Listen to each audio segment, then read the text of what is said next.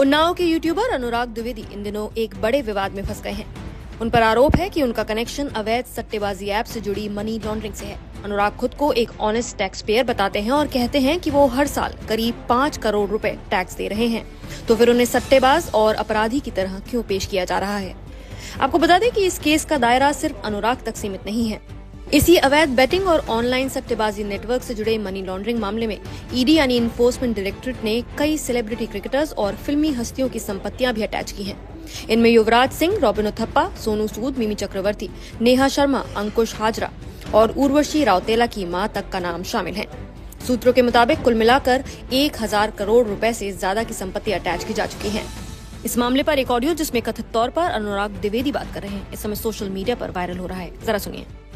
सत्यम जी, आरोप तो लगा है, बट मैं खुद ही हैरान हूँ कि आरोप क्यों लगा है। क्योंकि मैं 2017 से मैं फैंटेसी क्रिकेट में मैं प्रॉपर आ गया था। 2016 से मैंने खेलना शुरू किया, 2017 से मैंने कंटेंट बनाना शुरू किया। हजारों लाखों करोड़ों लोग, इन लोगों के बीच में अपनी पहचान बनाई, इतनी मेहनत करी, और जो भी मैंने कमाया, मेरे पास हर एक रुपए का हिसाब है। मैंने जितने भी अपने जीवन में कमाया है, हर एक रुपए का मेरे पास हिसाब है। कौन सा पैसा मेरे पास किस कंपनी से आया, कहाँ मैंने खर्च किया। मेरे पास आप एसेट की बात करें तो मैं प्रॉपर्टी तो छोड़िए, मेरे पास अगर एक अंगूठी भी है ना, उसका भी मेरे पास बिल है कि हमने उस अंगूठी का पेमेंट किस कार्ड से किया, किस कंपनी का अकाउंट था, मेरा अकाउंट था, कौन से कार्ड से किया, कौन से अकाउंट से किया, पूरा हमारे पास पूरा हिसाब है। एक बात मैं बात खत्म करने से पहले बोलना चाहूंगा, मेरी जो भी एसेट है, कोई भी एसेट मेरी इलीगल नहीं है।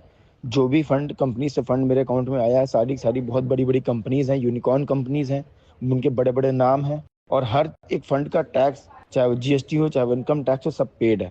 मैं इतना बस बोलना चाहूंगा, मेरे पास हर एक चीज का हिसाब है। फैंटेसी क्रिकेट अभी बैन हुआ है, 2 महीने पहले, 1 महीने पहले अगस्त में फैंटेसी क्रिकेट इलीगल हुआ है, जब नया कानून आया, न्यू गेमिंग लॉ आया है। उससे पहले फैंटेसी क्रिकेट लीगल था, प्योरली लीगल था, सुप्रीम कोर्ट ने लीगल करके रखा था, 100% लीगल था, गेम ऑफ स्किल था। उसी के दम पे इतने साल चल रहा था, इतनी बड़ी बड़ी कंपनी, इतने बड़े बड़े क्रिकेटर, इतने बड़े बड़े सेलिब्रिटीज उसमें इन्वॉल्व थे, उसको एंडोर्स कर रहे थे, क्योंकि वो लीगल था। पूरी इंडियन क्रिकेट टीम, पूरा बॉलीवुड सब इन्वॉल्व था इन चीज़ों में, क्योंकि वो लीगल था।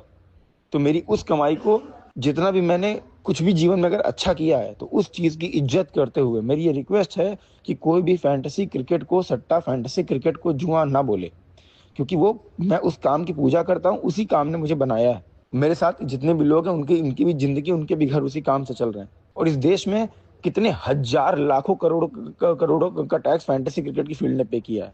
तो देश में भी, देश की इकोनॉमी में भी उस कैटेगरी का, उस फील्ड का रोल है। तो उसको सट्टा, उसको गलत, उसको इलीगल ना बोले, मेरी बस ये रिक्वेस्ट है, बस। ये मामला तब गर्म हो गया जब 17 दिसंबर को ईडी ने लखनऊ और उन्नाव में 9 ठिकानों पर छापेमारी कर दी। इस रेड में करीब 10 करोड़ रुपए की लग्जरी कारें जब्त की गईं। Lamborghini, Mercedes, BMW, Ford Endeavour और महिंद्रा थार जैसी गाड़ियां। ईडी ने अनुराग और उनके परिवार के बैंक अकाउंट्स भी फ्रीज कर दिए और अब पैसों की हर ट्रांजैक्शन की जांच चल रही है। अनुराग का कहना है कि उनके पास कुल 8 गाड़ियां थी, जिनमें से कुछ वो पहले ही बेच चुके थे।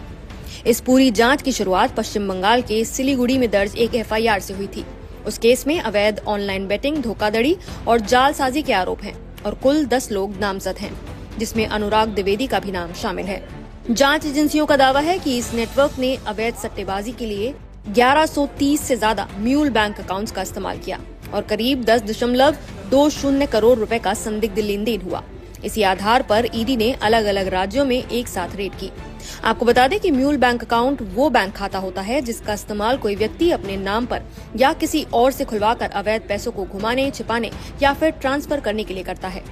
इस पूरे मुद्दे पर अब अनुराग का पक्ष भी सुनिए। उनका कहना है कि वो पिछले 10 साल से कंटेंट क्रिएशन और फैंटेसी क्रिकेट से कमाई कर रहे हैं और पूरी कमाई पर टैक्स भी दे रहे हैं। वो ये भी दावा करते हैं कि अपने परिवार और जान पहचान वालों को रिटर्न फाइल करने के लिए भी प्रेरित करते हैं, चाहे उनकी इनकम हो या नहीं। लेकिन उनका आरोप है कि रेड के दौरान अधिकारियों ने उनके परिवार से अभद्र व्यवहार किया, उन्हें सट्टेबाज और 2 नंबर का काम करने वाला कहा गया और बिना पुख्ता सबूत उनकी छवि खराब की गई। उनका कहना है कि कैमरों और मीडिया से दूर रहने वाला उनका परिवार इस कार्रवाई से डर गया है। अनुराग अपनी लाइफ की जर्नी भी बताते हैं। कहते हैं कि कभी साइकिल से चलने वाले आज लग्जरी कारों के शौक के कारण चर्चा में हैं। लेकिन इसके साथ साथ वो ये भी बताते हैं कि पिछले 10 साल से हर सर्दी में 2 से 2,500 कंबल बांटना, जरूरतमंदों की शादियों में मदद करना जैसे सामाजिक काम भी वो करते आ रहे हैं। कोविड के दौरान जब आईपीएल तक रुक गया था, तब उन्होंने अपनी निजी कमाई से नवाबगंज नगर पंचायत को एक एम्बुलेंस दान करने का दावा किया, जो आज भी लोगों के काम आ रही है। हाल ही में 22 नवंबर को दुबई में एक क्रूज पर उनकी भव्य शादी के बाद ही एजेंसियों की नजर उन पर और तेज हो गई। कानूनी बहस का एक बड़ा पॉइंट फैंटेसी गेमिंग को लेकर है। अनुराग कहते हैं कि जिस सेक्टर से वो जुड़े हैं वो 2 महीने पहले तक कानूनी तौर पर वैध था। इतना ही नहीं, देश के लगभग हर बड़े क्रिकेटर MS धोनी, विराट कोहली, रोहित शर्मा, हार्दिक पांड्या, जसप्रीत बुमराह, शुभमन गिल, ऋतुराज गायकवाड़ से लेकर सौरव गांगुली तक किसी न किसी फैंटेसी या बेटिंग प्लेटफॉर्म से जुड़े रहे हैं। उनका सवाल है कि अगर पूरा मॉडल ही अवैध माना जा रहा है तो कार्रवाई सिर्फ कुछ चुनिंदा लोगों पर ही क्यों, और क्या सबकी पुरानी कमाई वापस ली जाएगी? अनुराग का कहना है कि उन्हें जो भी पेमेंट मिला वो रजिस्टर्ड कंपनी से प्रॉपर बिल्स के साथ आया, जबकि एजेंसियां इसे प्रोसीड्स ऑफ क्राइम बता रही हैं। कुल मिलाकर सवाल ये है कि ये मामला सिर्फ कानून का है या फिर सिलेक्टिव एक्शन का, और क्या फैंटेसी गेमिंग और बेटिंग के बीच की ये धुंधली लाइन अब कई बड़े नामों को ले डूबेगी? आपकी इस पूरे मुद्दे पर क्या राय है, हमें